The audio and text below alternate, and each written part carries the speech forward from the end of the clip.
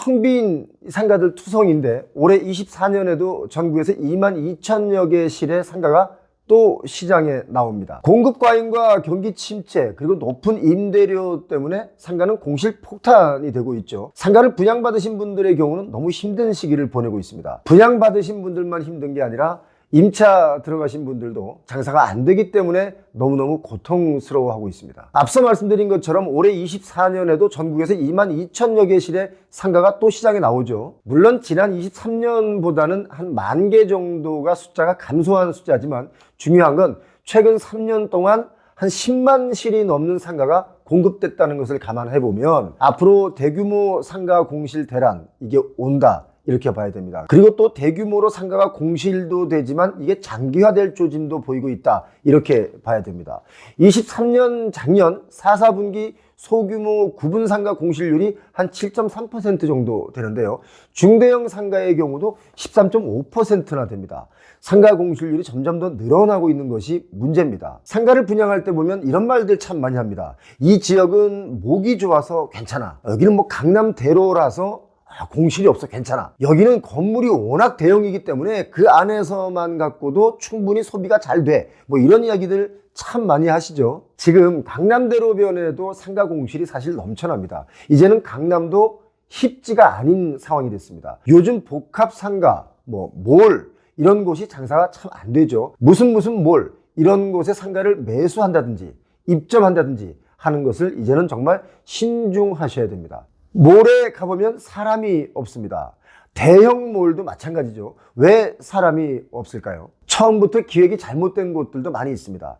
사람들이 몰리게 하려고 선호하는 브랜드들, 푸드코트 같은 것이 입점되면은 자연스럽게 사람들이 모여든다. 이렇게 생각하는 플레이어들이 가끔 있는데요. 그건 출발부터가 이미 실수를 하고 들어가는 거죠. 어쩌면 시대에 굉장히 뒤떨어진 생각이다라고 봐야 됩니다. 사람들이 몰에 없는 가장 큰 이유는 단순한 소비는 이제 인터넷과 모바일에 손님을 다 뺏겼기 때문이죠. 그래서 예전과 같은 개념의 쇼핑센터, 몰 이런 곳은 시작은 창대하지만 끝은 그냥 문을 닫는 경우가 많습니다. 대형 백화점도 장사가 잘 안 돼서 문을 닫고 복합 쇼핑몰, 생활용품 업체까지 연달아 문을 닫으면서 오프라인 소매 업체가 정말 설 자리가 시간이 지나면서 더더욱 빨리 사라지고 있습니다. 오프라인 쇼핑몰들이 망하는 경우 공통점이 있는데요. 3가지만 간단하게 말씀드리면 첫 번째는 그 입점하는 브랜드들의 자리 배치, 레이아웃 이게 주먹구구신 경우가 많습니다. 좋은 브랜드만 입점하면 여기는 이기는 게임이다 이렇게 알고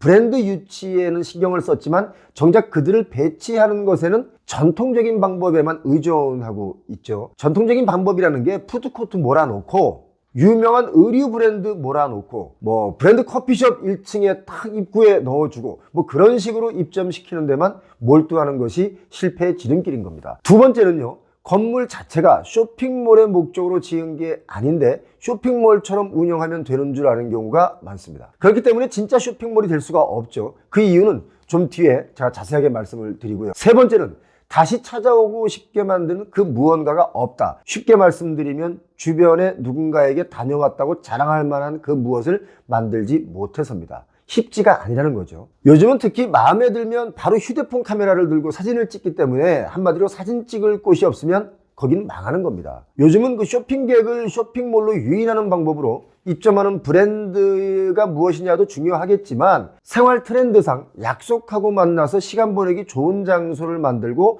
또 그것이 SNS에 올려져서 남들이 부러워하는 그런 시선을 갖게 할 정도로 만들어 놔야 성공하는 쇼핑몰이 될 수 있고 그런 곳이 또 여기저기 자연스럽게 홍보가 되면서 핫플레이스로 자리 잡을 수 있는 거죠. 여기저기 문 닫는 대형 쇼핑몰도 생겨나고 또 새로 오픈하는 것도 대형으로 레이아웃을 잡아서 시작하면 규모가 크다라는 것으로 인해서 시장을 리드한다 라고 생각해서 그렇게 시도하는 곳들도 꽤 있지만 결국 시간이 지나면 텅 빈 상가들만 남게 되는 상황이 생깁니다. 큰 꿈을 갖고 입점했다가 한 푼도 못 건지고 나오는 곳이 많습니다. 대형 몰들이 흥하는 곳보다 망하는 곳이 많지만 그런데도 21년에 오픈해서 가장 핫하게 성공한 사례가 우리나라에도 있죠. 거긴 바로 여의도 현대백화점. 공식 명칭이 더 현대 서울입니다. 사실 여의도가 쇼핑으로 성공할 지역은 아니기 때문에 저는 처음에는 현대백화점이 여의도에 들어온다고 했을 때 설마 잘 될까?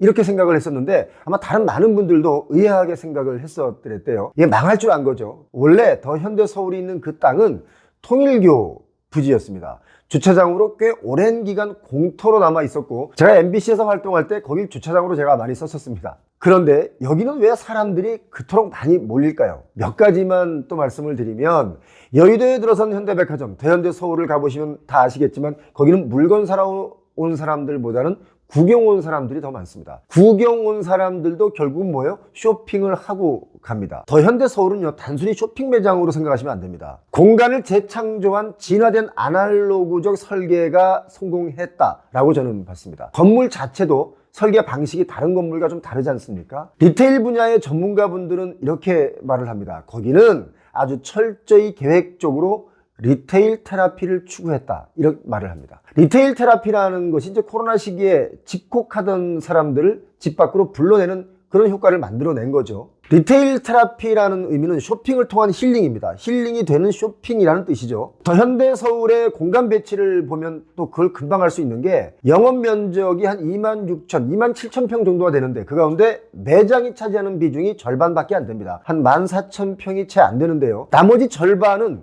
실내 조경이나 고객들의 휴식 공간으로 만들어 놨습니다. 매장 면적이 빽빽하게 들어서 있는 다른 것보다는 현저하게 비율이 낮습니다. 오히려 휴식 공간이나 조경 같은 것에 더 많은 할애를 했기 때문에 더 현대 서울에 가면 뭘 느끼냐면 자유 같은 걸 느낍니다. 시원한 자유. 이렇게 사람들이 몰려드는 이유, 그 이유를 만들어줘야 사람들이 찾아와서 소비를 하게 되는 그런 구조로 이 상황이 바뀐 지가 이미 오래됐습니다. 그런데 일반적인 몰, 특히 요즘은 뭐 지식산업센터 같은 곳에 가보면 구분 상가로 나눠서 분양을 하려고 설계를 했다가 이걸 마치 무슨 집합몰인 것처럼 가게 몇 개를 터서 장사하게 레이아웃을 만들었잖아요. 제가 가본 지식산업센터들의 상가들이 비어있는 이유가 다 그런 이유였습니다. 지식산업센터의 구분 상가로 분양하려고 했던 데서는 더 현대서울 같은 느낌을 만들어낼 수가 없는 거죠. 도시 외곽에 있는 그 빵카페 여러분 많이 가보셨지 않습니까? 거기 가보면 잘 되는 집과 잘 안 되는 집이 정말 확연하게 구분이 됩니다.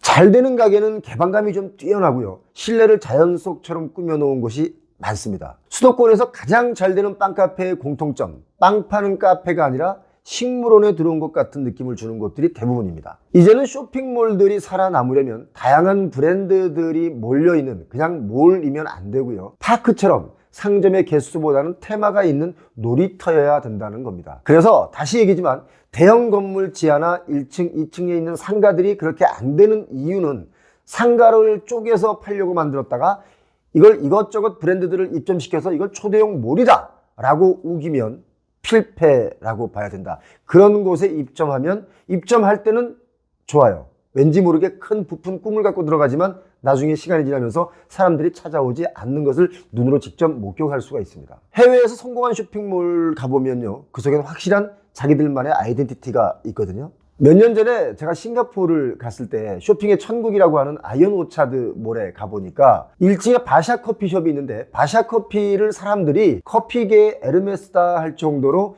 인기가 있는 커피인데 우리나라 분들에게도 나름 꽤나 좀 알려진 브랜드죠. 내부 인테리어가 여느 커피숍과는 정말 비교도 안 될 정도로 황금빛, 짙은 컬러로 꾸며져 있습니다. 흘러나오는 음악도요, 오페라 같은 음악이 나오고 인테리어 분위기는 아랍의 어느 궁전 같은 데 들어온 느낌, 그런 분위기라는 겁니다. 저는 바샤 커피를 보면서 아주 흥미로운 것을 제가 발견했는데요. 바샤 커피 표지에 1910이라는 숫자가 써 있길래 이 커피가 1910년에 만들어진 것인가? 라고 생각을 했는데 1910이라는 숫자와 바샤 커피는 특별한 관계가 없습니다. 그런데 왜 1019를 썼을까 해서 궁금해했는데 누가 저에게 알려줍니다. 1910이 뭐냐면 1910년에 바샤라는 이름으로 모로코의 최초의 커피숍이 있었는데 그 카페가 전쟁을 겪으면서 다 무너진 겁니다. 그런데 그냥 싱가포르에서 괜히 그때 무너진 그 사진 한 장을 누군가 보고 1910이라는 숫자를 아무 이유 없이 써붙인 겁니다. 싱가포르 사람들의 장사 수완이 보통이 아닌 거죠. 1910이 마치 바샤 커피 무슨 상징인 것처럼 느껴지지 않습니까? 자, 아무튼 우리나라는요, 상가를 너무 많이 공급했습니다. 제가 세종시나 다른 혁신도시를 가봐도 상가는 공실이 너무 많고요. 지식산업센터나 주상복합의 건물에도 상가가 너무 많습니다. 그런데 그 많은 상가의 임대료 또 정말 비싸죠. 이걸 극복해 나가는 방법 중에 하나가 건물을 지을 때 상가의 비율을 좀 낮춰줘야 됩니다. 시행사에서 건물을 지을 때 이익분이 상가에 거의 다 몰려있는 경우가 많기 때문에 이걸 아주 비싸게 분양을 하죠. 주거용과는 달리 아무것도 없이 그냥 벽체만 분양을 하는데도 엄청 비쌉니다. 이렇게 많은 상가의 수요가 다 채워질 수가 없습니다. 앞으로 인구도 점점 줄어가고 있죠. 아마 상가 공실은 공포수준이 될 수 있고 어떤 상가는 영원히 공실일 수도 있습니다. 어떤 건물에 임차를 들어가거나 입점을 들어갈 때 반드시 이런 여러 가지를 고려하신 후에 선택하셔야 큰 피해를 줄일 수가 있다는 거 명심하시기 바랍니다. 표영호TV 오늘 여기까지 하겠습니다. 고맙습니다. 표영호TV에서는요, 거주의 가치 추구를 위해서 24년 갑진년을 맞이해서 값진 곳을 소개하는 출연자분을 찾습니다. 우리 집만의 멋진 구조나 또는 인테리어 또는 소품, 나만의 주거 공간, 건물, 카페 좋습니다. 아무거나 좋습니다. 또는 굳이 멋지지는 않더라도 소소한 삶의 행복을 누릴 수 있는 그 공간을 소개해 주실 분을 찾습니다. 표영호TV를 시청해 주시는 분들과 공유하고 싶으신 분들 관련 사진이나 동영상 간단한 소개를 저희 메일로 보내주시면 저희가 사례를 드리도록 하겠습니다. 몇 평짜리 원룸도 되나요? 상관없습니다. 어떤 공간이든 소소한 삶의 행복을 누릴 수 있는 그런 가치 있는 공간을 소개해 주실 분이면 누구나 연락을 주셔도 좋습니다.